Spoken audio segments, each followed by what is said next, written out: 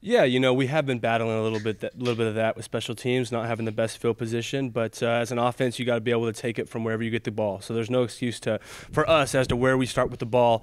But like you said, we have been struggling a little bit on special teams in terms of the return game. But I have faith in my guys. I think they're going to do a good job. They've been working hard in practice. Have a great coach in Snyder, who's going to make sure that we continue to work on things. And I have no worry that they'll get things back on track. This is the first year since 2007 both K-State and Oklahoma State meet when both teams are unranked. Is that kind of weird? Does that maybe speak to the cyclical nature of the league or anything like that? I mean, the Big 12 is just a tough league, and we've proved that this season. You got teams beating anyone on any given day. You got Oklahoma, who was ranked in the top 5 in the country, and they lost to a Texas team. And we all know how our game went against Texas, especially how we finished in the second half. That's what gives me hope, fellas. That's what gives me, strength moving on, is knowing that this is a tough league and that, it's anyone's game on any single day. Whoever brings it on that day is going to get the best of each other. So when you're looking at a game like this, just because we're both unranked doesn't mean that we're both bad teams. Oklahoma State's a great team. They played some good teams this year, played Iowa State, barely lost to them. I think they beat Kansas by quite a bit. They started off their season pretty well. So, I think us both being unranked is kind of a surprise, but at the same time, I think we're both still very good football teams. Has there been any different kind of communication between the players since Saturday's game than previous weeks? No, man, we're chugging along every single week, and that's the thing is I could probably tell you that if we weren't really on track and we weren't focused and we weren't motivated to win, then maybe we would have had to change our communication in our team and maybe change our body language week to week and say, okay, hey, we got off track, let's get back on track, right? And that's not the case. We've been doing the exact same thing that we've been doing the last few weeks because we haven't given up. Guys are continuing to push forward. Yeah, is there frustration? For sure. A lot of it. Is there, a little bit of doubt sometimes? Yeah. A little bit of self-confidence, low self-confidence? Yeah, sometimes. But we're moving forward. We haven't taken any days off to where we're just feeling sorry for ourselves. I think that's really important. We had a players-only meeting last night. Probably talked for 30 minutes, probably one of the longest players-only meetings that I've had here at Kansas State. And it was really, really beneficial and gave me a lot of energy and excitement moving forward for later this week. To be honest, that's what I was hinting at. Like, how'd that meeting take place and just what went on with that? I'm going to be honest. I went to Coach Snyder and told him that I felt that we need to get together as a team. And sometimes with football teams, you need to just talk as players, right? Because it's our team. The coaches are a huge part of it. You guys are a huge part of it. The whole community is a huge part of this football program. But at the same time, sometimes you got to get together, the 110, 115 guys that are a part of the team, and you just got to talk as brothers. We're a family. Sometimes you got to get everything out there, positive and negative. And I felt that was needed. I got together and did that.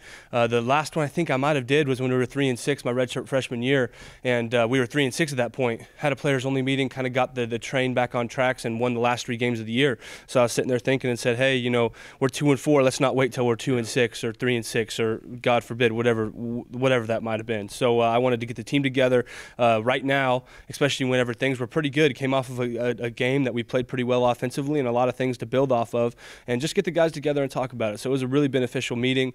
Guys got off their chest what they think that needs to change within the player. And the reason it was a good meeting, guys, is because it wasn't about what can the coaches do different, what can the community do different, what can everyone else do different. It was what can we do different as players. And in those meetings, that's really beneficial to know. It's like it's not going to be beneficial if we get together and just talk about what other people can do for us, because a lot of that stuff's not going to change. But what we can change is what we do and who we are, and that's what we talked a lot about, and it was really, really good. Thank you. Yep. I guess a big question is, can Alex Barnes do it again this week? Most definitely. But the big question with that is, can the offensive line do it again this week, right? If we don't block for him, Alex, it's going to be hard for Alex to do that. He can't get through 11 guys every single play. So can the offensive line do that again? I'm fully confident in that. Can Alex Barnes do that again? By all means, if we give him the blocks and give him the creases, Alex Barnes can definitely do that.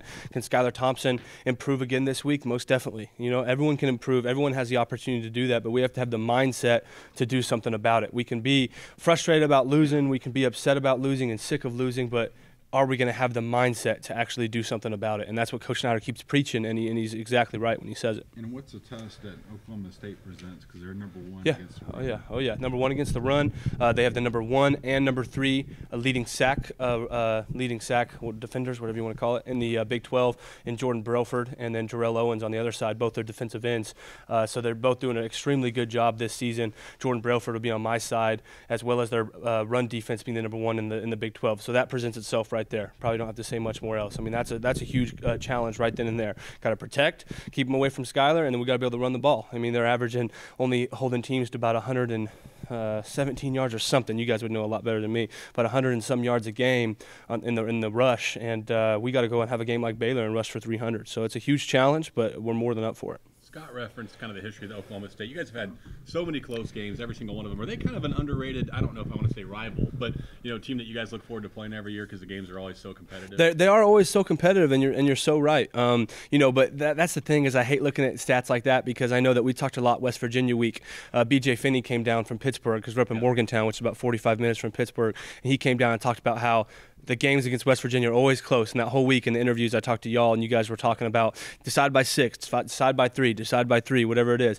And then we went out and lost by 29 points. Why? Because all that stuff doesn't matter. It's about who brings it on that day and who brings it to play football. So we can't take it for granted and say, hey, these games are always close. It's going to be a nail biter. We'll see who comes out and wins. And then we could go out there and get smacked, which isn't going to happen. But that's something we can't take for granted. But we definitely do look forward to playing Oklahoma State every single season. It's a fun team to play, and it's a little rivalry for sure, just like every other team in the Big 12.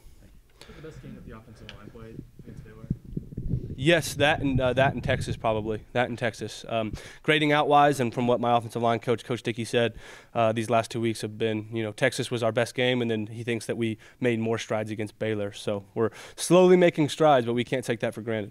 As a lineman, just how rewarding is it to see a guy rush for 250 yards like that? It's a great feeling, man. There's no better feeling in the world seeing the 250 yard mark up there and seeing Alex Barnes run for that and watching your running back run for 50, 60-yard break, big plays. In my 5 years here at Kansas State, I haven't been a part of a game where we've had that many big plays. So that was really, really huge. But you break down the film, man, including myself, and there's so much room for improvement. It's ridiculous. You see that game, and everyone thinks it's such a perfect game, and the offensive line was perfect, and everyone was perfect, but in terms of, the running game. But it wasn't, man. There's so much room for improvement. So I'm excited. When you can have a game like that and still make the mistakes we did, that gives me a lot of hope moving forward. You reference grades. I don't know if you see this or not, but Pro Football Focus has you as the #1 graded offensive tackle in the country. I'm curious if you see their grades get on Twitter and that kind of stuff, and how similar they are to the grades K-State's coaches give you. I do see their grades. So, I mean, that's awesome. I respect that, but we're only in week 5 or week 6, so that was great. I did see that, and, I'm a fifth-year senior, so seeing that kind of stuff is rewarding. My main focus right now is making sure the team gets the win. But I do see those grades, and it's funny. It's pretty on track with where Coach Dickey has me and where Coach Dickey has our grades. But I'm not saying they're right all the time or anything like that, but it's pretty on track with where Coach Dickey has me graded out on the season as well. Thank you. Yep. Dalton, your fourth down misses have kind of been high profile the last couple of weeks. Yeah. Talk about the third down misses that have kind of led to those, the third and short that lead to fourth and short. Yeah, and sometimes it's not even the third and short. Sometimes it's the 1st and 10. What we have to do a good job as an offense is putting ourselves in good situations so we don't end up in third and shorts. We don't end up in fourth and shorts. So on first down, sometimes we struggle. We only get 2 or 3 yards. We put ourselves in a 2nd and 7, and we're running these plays to get 5, 6 yards on second down to get the first down, and we're getting 3rd and 1, 3rd and inches, or 3rd and 2, and then we get 1 yard, and then it's 4th and 1. So we got to do a good job of is make sure we're really good on first down. You look at championship teams, and you look at these teams that are really successful offensively, they're extremely good first down teams. You look at teams that are putting 45 up a game like Oklahoma, teams that are good on offense, they do really good job on first down. By that I mean getting 5, 6 yards, putting themselves in 2nd and 4. That's an easily converted down right there. So we got to do a better job of that, not put ourselves in those situations. And yeah, like you said, we've had a couple 4th down plays this year that haven't been ideal, but I'm not worried about that moving forward. We're going to be just fine, and got to do a good job on 1st and 2nd down first. Yep. When you guys start 2 and 4 or 3 and 6, like you mentioned a few years ago, what is the thing you dangle out there for everybody to keep everybody's hopes up and push forward the rest of the season? Is that we work way too extremely hard to just give up on the season. We work way too hard as brothers. We work way too hard as a family. We put way too much time and effort into what we do to just throw in the towel. And at the same time, we want to be bowl eligible. We can't remember the last time that we haven't made a bowl game. We want to be bowl eligible, and we realize that we have 6 games left to make that happen. And just letting the guys know that, hey, this season isn't over. We still have 6 games. It's one thing to be, 2 and 10 or 2 and 9 and have 1 game left, right? Then you might have some issues with people struggling to say, hey, you know, what's our motivation going into this week? But we have 6 games left, and we're a good football team. We're not getting beat, you know, by 30 or 40 points and not doing anything productive. You know, we're taking good takeaways from every single game. We're having these close games against Texas, who's apparently a top 10 team in the country. You know, they just beat a really good Oklahoma team, and we played Texas extremely well. We played Baylor extremely well, and they're a decent team this year, and they played well on Saturday. So we just got to make sure that we continue to move forward and realize that we're a good football team, and that there's a lot of expectations and a lot of goals that we can still reach this season. Is the bowl still a goal at this point? Oh yeah, for sure, definitely. You think we don't want to make a bowl game? Well, no, I'm just saying, like, when you're 2-4, how do you kind of keep that confidence up? Yeah. Here at this point in the season. It's really not hard to keep confidence in a situation like this because we know the type of football team we are. We know our capabilities, and we know that where we can end up. And if the bowl isn't a goal, then I hope anyone on the team would just walk out, pack their stuff up, and leave, because that's not the mindset that we've had. That's not the mindset we had yesterday at practice. And we even have higher expectations than a bowl game. We want to go more than just win 6 games this season, and that's what makes a good football team. And it might sound like a broken record. It might sound like, well, why are you talking like that if you're 2-4, 0-3 in the Big 12? But that's because I have hope in a lot of my teammates, and I trust my teammates, and I believe in each and every one of them, and I believe that we're going to have a really good season still. I'm not giving up on anything, especially my 5th and final year. When it comes to identifying blitzes, whose responsibility is that on the offense? Is it center, the quarterback, the line, the running back? To identify a blitz, there's no way. It's not like we're out there and we're calling this field storm, field smack. We're not. This isn't boundary crash, will fire, Sam fire. We never ID it like that. That's not how you do it on the football field. But what we do is we ID certain linebackers that we're supposed to pick up. Right? We let the running backs know who we're picking up. That lets them know who the free guy is, and they got to go pick up that free guy. Or we let them know who we're bigging out to, so that lets them know they got to look backside.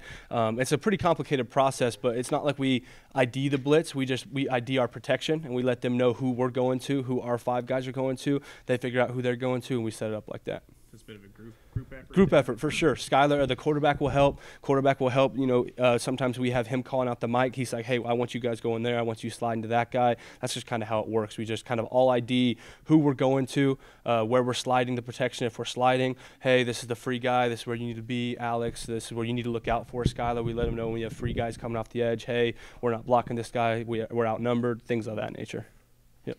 Has Coach Snyder's message to you changed at all as the season's gone on? Does he find times to push you more, back off more? Oh, he does. You know, he's a good coach in that respect. He makes sure to, you know, some weeks let us know. I think he does a good job of, as you guys all would expect, to let us know what we do wrong every week. That's a big thing of Coach Snyder's. He's not going to be easy on us. He's going to let us know exactly what we're doing wrong, why we're not having success, and what we can do better. And he does a good job of letting us know what the coach can do better as well, because it's a team effort. It's a family effort. And at the same time, I think he does a good job of being positive when there's positives, right? Talked about how good the offensive line played this week. Talked about the benefits as to how the offense did this past weekend against Baylor. So he does a good job of that, and he changes up the things he says, but he's also very consistent in the nature of things that he says, you know, whether that be the 16 goals and refraining back to never giving up, commitment, unselfishness, stuff like that. He also talks about, you know, if we're frustrated about losing, let's go out there and do something about it. So he refrains to a lot of the same stuff that he does over time, but he brings new things into the mix that help us keep our morale and team energy up. Talks to the player reps and captains once a week, and sees if we need anything, sees if he thinks that, you know, what we can do better in terms of energy or what the coaches can do better. He'll ask us every day after practice when we're calling it up and say, do you guys need anything? Can I help with anything in terms of school, in terms of our lives, in terms of the football team? So I think our coaches, including Coach Snyder, do a really good job of letting us know, like, hey, you need anything, you have any issues with what's going on within the program, if you think anything needs to change within the coaching staff in terms of morale or energy, you let us know. And I think he does a good job of that. So pretty positive in general. Oh, he's very positive, but he's also going to be very negative when it needs to be negative. You know, we're 2-4, 0-3. There's no you know, beating around the bush in that respect. He's going to let us know, like, hey, you know, losing is not okay. We're not happy with that situation. But what kind of a head coach would just beat you when you're down, when you're 2-4 and 0-3, right? And that's not what he does. So that's not what he does this week at all. He's been really positive and lets us know that he has all the faith in us moving forward. Come back to that team meeting. What did you guys talk about at that meeting? We talked about a lot of things. Talked about what we saw fit as to how moving forward. One of the guys got up and said, "Hey, I want to know what my captains feel like about this season. What your guys' thoughts are." So me and a couple other guys on the team got up and spoke about our expectations for the team and what we believe is going to happen this season and how confident we are moving forward. We had guys get up and talk about situations where they feel like we need more energy, things that we might need to do different in practice. And like I told my man here earlier, is that it was a lot about what we can do different as players and what we can do to help each other out. It wasn't about what the coaches need to change. It wasn't about what the refs need to change. It wasn't about anyone else. And that's what really motivated me, is no one got up and talked about that. It was about what we can do different as players. And that's the most important thing to getting better in anything in life. I don't care if it doesn't have to do with football. It's looking at yourself first and seeing how you can be better. And that's what it was about. So it was good. You kind of have to pick your spots for those team meetings. Obviously, if you do it every week, it probably loses a little bit of the... Oh, most definitely, right? It loses a little bit of that it factor. If you just have one of those players-only meetings every single week, you're going to lose. It's like having a team meeting every week, right? We just look forward to that Monday team meeting. We expect to have the team meeting, and it kind of gets a part of our routine. But whenever you have a players-only meeting once or twice a year, hey, what's this players-only meeting about? We never do this. Hey, we might need to talk about something. So it was a really, really good experience for our team. I had a ton of guys after come up to me and tell me how much they needed it. So it was great. Cool. Time for one more. How many of those have you had in your time here at K-State? Players-only meetings? I probably have had like four. Four, probably. I think that we had one my redshirt freshman year. We didn't have one my redshirt year. So one my redshirt freshman year, I think it's been one every year. One every year. So one every year for these past 4 years. You organized a few of them? Or three of them, probably. Yeah, three of them. The last two, I think I've organized mainly, majority of them. And then my first year, Dante Barnett was a big person that got that going, and Jordan Willis and guys like that. So, yeah, I've been a part of getting together a few of those players-only meetings.